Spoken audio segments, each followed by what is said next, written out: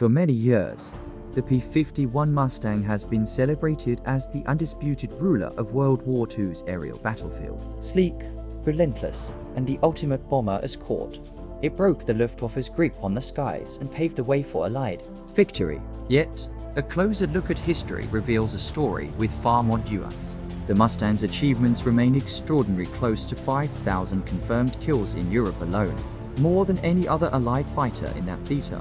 Its range, stretching over 1,600 kilometers with drop tanks, allowed it to guide bombers from England to Berlin and back, a feat other fighters of the era simply couldn't match. In early 1944, no other Allied fighter could match this reach. Equipped with the Rolls-Royce Merlin engine, it could push to 440 miles per hour at altitude and climb to 20,000 feet in under 7 minutes, outperforming most Luftwaffe machines at high altitude. Even German ace Adolf Galland described it as the perfect escort, fast, far-ranging, and dangerous enough to keep fighters at bay. By early 1945, the Mustang had swept the air so thoroughly that daylight raids deep into Germany became routine, something unimaginable just 2 years before. Still, the title of best fighter of the war may not belong to the Mustang. Excellence in a dogfight isn't about glamour, fame, or even raw kill counts. It's about measurable performance. How tight you can turn, how fast you can climb, and how quickly you can maneuver away from a threat. The ideal dogfighter must turn inside its opponent, and in World War II that meant a full 360 turn in under 20 seconds at combat speed. The P-51D needed about 20 to 21 seconds at 270 miles per hour, making it less agile than the Spitfire Mark 9 at 17-18 seconds, and far slower than the S-6M0, which could manage just over 15 seconds at lower speeds. In a climb, the P-51D could hit roughly 3,200 feet per minute, impressive, but behind the Bf-109K4 is 4,500 and the Spitfire Mark 14 is 4,600, both of which could leave it behind in a vertical chase. At slower speeds, the Mustang's heavier control forces made high-risk stall edge turns more dangerous, while the Spitfire's elliptical wings gave smooth handling, and the Zero's feather light controls made it dominant in low-speed fights. Pilots often remember the moments when the aircraft saved or nearly killed them, and Mustang flyers were no exception. USAF ace James Goodson, with 15 victories, praised its speed but admitted, if you tried to turn with the Focke-Wulf at low level, you were dead. Training for Mustang pilots emphasized avoiding turning duos entirely, relying instead on hit and run, boom and zoom tactics, since a Spitfire, Zero, or well-handled F-109 could outturn them. LT Cole John C. Meyer, a 20-for-kill ace, likened the Mustang to a thoroughbred needing open space to run, warning against being lured into tight circles. Ace Clarence Anderson admitted that against the Japanese Zero, the Mustang's best move was to disengage rather than play the slow-speed turning game. Reports confirm that many P-51 losses came from pilots ignoring this advice and engaging in low-speed turning battles where the Mustang's higher wing loading became a liability. Hidden beneath the Mustang's legendary reputation was a paradox. The very feature that gave it unmatched range and speed also introduced a major dogfighting flaw: its laminar flowing design. Revolutionary at the time, slashed drag so efficiently that it could accompany bombers deep into enemy territory at 437 miles per hour at altitude.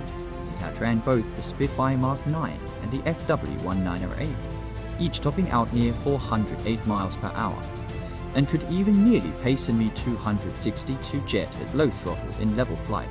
But that same wing lost efficiency at high angles of attack, causing rapid speed loss in sustained turns.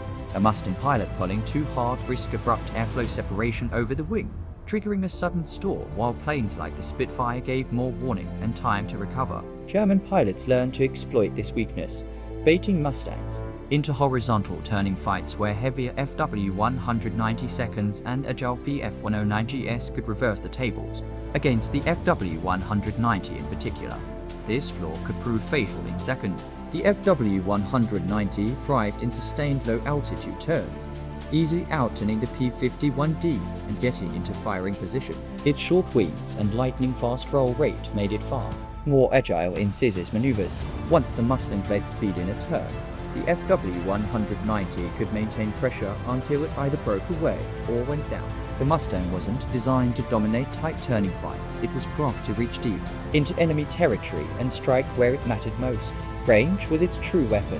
With drop tanks, it could escort B-17S and B-24S all the way to Berlin and back, something no other Allied fighter could manage consistently in 1943-44. This made it a strategic asset in ways the Spitfire and P-47 could not match. Long-range escort runs were often more perilous than quick dogfights. Flying hundreds of miles into the right meant facing dense radar coverage, flak belts, and fuel limitations that could be as deadly as enemy interceptors. The Luftwaffe's home advantage meant they could land, rearm, and attack again, while Mustang pilots thought knowing each drop of fuel mattered. The P-51 wasn't the first pick for escort duty. It was rushed into the role after catastrophic bomber losses in 1943. When B-17 and B-20 for crews sometimes suffered casualty rates near 30% on single missions. Once deployed, it transformed air warfare, allowing bombers to have continuous protection over even the deepest targets. Pilots were instructed to avoid dogfights, instead diving into scattered German formations before they could organize attacks. The Mustang's job went beyond flying alongside bombers. It also prowled ahead, behind, and to the flanks, sometimes waiting above Luftwaffe airfields to pounce on fighters as they climbed out at low speed.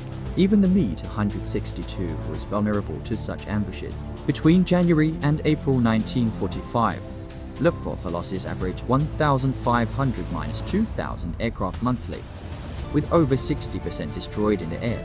Mustangs claimed the majority of those kills, with some USAF groups maintaining kill ratios of 10-1 or higher, and elite units pushing 15-1 in the final months. In March 1945, major raids could see more than 500 Mustangs covering a bomber stream, creating a near impenetrable wall of Allied fighters. In the closing months, Mustang strafing runs on airfields wiped out thousands of German aircraft on the ground, sometimes destroying more in a day than the Luftwaffe could replace in a week. By April 1945, organized German air opposition had effectively ceased to exist. The P-51 Mustang's true legacy was never about being the tightest turning fighter, it was about reach. It could chase the hunters back to their base and eliminate them entirely. By war's end, it had not only defeated the Luftwaffe, but had rendered the very idea of contesting Allied control of the skies over Germany obsolete.